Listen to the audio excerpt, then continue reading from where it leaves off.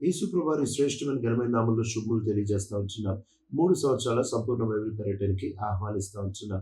లేవికాండం 14వ అధ్యాయం 33వ వచనం నుంచి లేవికాండము 15వ అధ్యాయం 33వ వచనం వరకు ఇప్పటి వరకు ప్రభు వాళ్ళతో వాళ్ళ శరీర చర్మానికి వచ్చే అంటువ్యాధుల గురించి మాట్లాడారు.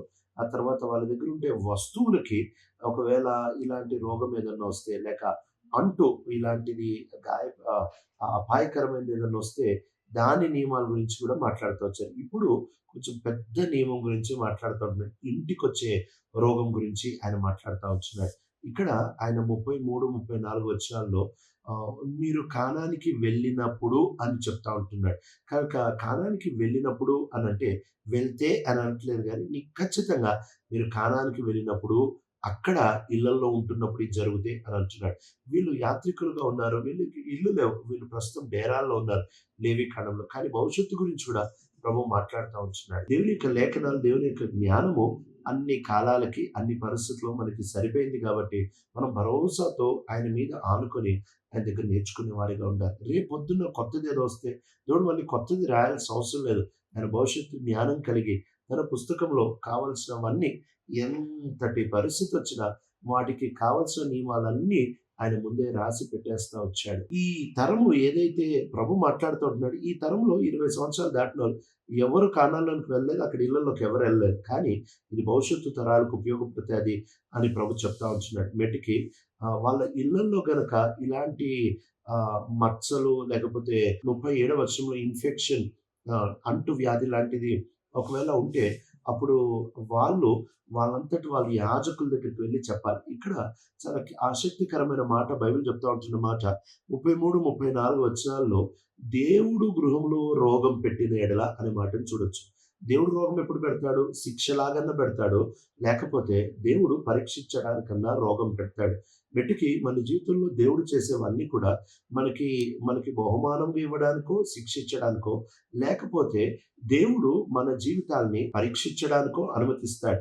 ఇక్కడ దేవుడు ఈ గృహంలో ఎప్పుడైతే రోగం పెడతాడో మెట్టికి ఆ వ్యక్తి తనను తానే వెళ్ళి యాజకుడికి చెప్పుకోవాలి. ఎవరో చూసి చెప్పరు. ఆ వ్యక్తే వెళ్ళి యాజకుడికి తన పరిస్థితి అంతా చెప్పుకోవాలి. ఎప్పుడైతే యాజకుడికి తన పరిస్థితి అంతా చెప్పుకుంటాడో అప్పుడు యాజకుడు ఇల్లంతా ఖాళీ చేయమని ఆజ్ఞాపిస్తాడు. మెట్టికి ఇక్కడ దాచిపెట్టే మనసు ఈ ఇంట్లో ఉంటున్న వాడికి ఉండకూడదు.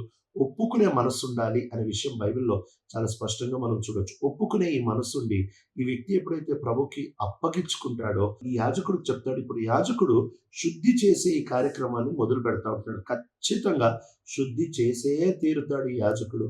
అయితే ఎంత నష్టము అనేదే తేడా తప్ప ఖచ్చితంగా యాజకుడు ఈ ఇంటిని శుద్ధి చేస్తాడు. కనుక యాజకుడు వచ్చి అన్ని వస్తువులు బయట పెట్టమని ఆ తర్వాత ఇంటిని పర్యవేక్షించి దాంట్లో ఒకవేళ వీళ్ళు చెప్పినట్టే ఉంటే 7 రోజుల వరకు ఇంటిని క్వారంటైన్ చేస్తారు. ఇంకా లోపలికి ఎవరు వెళ్లకుండా దాన్ని తలుపులు వేసి పెట్టేస్తారు. 7 రోజుల తర్వాత మళ్ళీ వచ్చి చూస్తాడు. ఒకవేళ లోపల కనుక ఇలాంటిది ఉంటే అప్పుడు ఇది ఈ రోగం కలిగిన ఇల్లు అని చెప్పి ఆ రాళ్ళన్నిటిని తీసి బయటికి వెళ్ళి పారవేపిస్తాడు. ఆ తర్వాత దాన్ని మళ్ళీ 7 రోజులు మూసేస్తారు. ఆ తర్వాత మళ్ళీ తీసి చూస్తాడు. ఒకవేళ గనక మళ్ళా రోగం వచ్చిందంటే ఇల్లంతా పడగొట్టేసి మొత్తాన్ని తీసేస్తాడు. మెట్టికి ఇక్కడ ఇంటిని ఖచ్చితంగా బాగు చేస్తా ఉంటున్నాడు. అదే ఈ పూర్తి ఇంటిని బాగు చేస్తున్నాడా లేకపోతే ఆ స్థలాన్ని మాత్రం బాగు చేస్తున్నాడా అనే వ్యత్యాసము. మెట్టికి ఒకవేళ ఇంట్లో గనక ఇది నూతనంగా రాకుండా ఉంటే అప్పుడు యాజకుడు ఆ ఇంటిని పరిశుద్ధపరచడానికి లేకపోతే క్లీన్‌గా చేయడానికి ఆ ఇంట్లో ఆయన ఎట్లయితే ఒక కుష్టు వ్యాధి కలిగినోడు శుద్ధుడైతే ఆయన బలర్పిస్తాడో అట్లానే 2 పావురాలు లేకపోతే గోలు జత తీసుకొని వచ్చి ఇచ్చినప్పుడు ఒకదాన్ని చంపుతాడు. ఆ రక్తం అంతా ఇల్లంతా చిలకరిస్తాడు. ఇంటిని పరిశుద్ధపరుస్తాడు.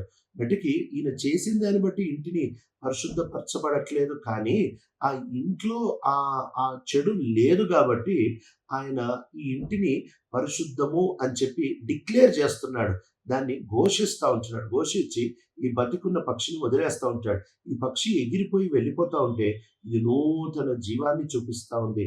ఇది నూతన విధానాన్ని చూపిస్తా ఉంది. అట్లా ఆ ఇంట్లో వీళ్ళు నూతనంగా లోపలికి ప్రవేశించగలరు. ఈ క్రయం చెల్లించడం బట్టి ఈ వ్యక్తి ముందు తన ఇంటి విషయంలో చాలా జాగ్రత్తగా ఉంటాడు. భౌతికమైన ఇళ్ళ విషయంలోనే ఇశ్రాయేల్ అంత జాగ్రత్తగా ఉంటే, మనము దేవునికి ఆలయం అని బైబిల్ చెప్తా ఉంది.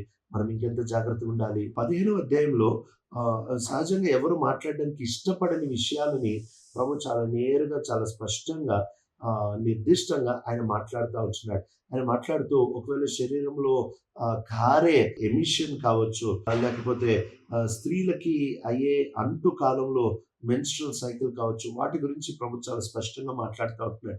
ఎందుకు ప్రభు మాట్లాడుతూ ఉంటున్నాడు అనంటే, వాళ్ళు ఎప్పుడైతే వీటి గుండా వెళ్తారో అప్పుడు వాళ్ళు అపవిత్రులు అని చెప్తున్నారు. అపవిత్రులు అంటే పాపులు కాదు, కానీ ఈ అపవిత్రత అంతా ఏంటి అనంటే, వీళ్ళు దేవుని మందిరం లోపలికి రాలేరు, వీళ్ళు దేవునికి బలర్పించలేరు, దేవుని యొక్క ఆరాధనలో పాలు పొందలేరు, వీళ్ళు దేవునికి బలర్పించిన విషయాలు వీరు భుజించలేరు.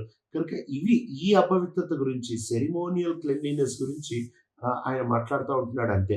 వెటికి ఇవన్నీ మాట్లాడిన తర్వాత వాళ్ళు శుద్ధులైనప్పుడు వాళ్ళు మందిరానికి వచ్చి ఈ ఈ యొక్క పాప పరిహారార్థ బలి, ఆ తర్వాత దహన బలిని అర్పించేవారుగా ఉంటారు. అంటే మేము సరిచేయబడ్డాం, మేము దేవుని మందిరంలోనికి రావడానికి సరిచేయబడ్డాం. అంతేకాకుండా మేము దేవుణ్ణి ఆరాధించడానికి మరలా నూతనంగా నవీన పరచబడ్డాం, నూతన పరచబడ్డాం అనే ఆనందంతో వాళ్ళు మరలా మందసం దగ్గరకు వస్తారు. ఇక్కడ ప్రభు చెప్తా ఉంటున్న మాట 31వ వచనంలో ఆయన ఉంటున్నాడు, ఇశ్రాయేలుని ప్రత్యేకపరచు.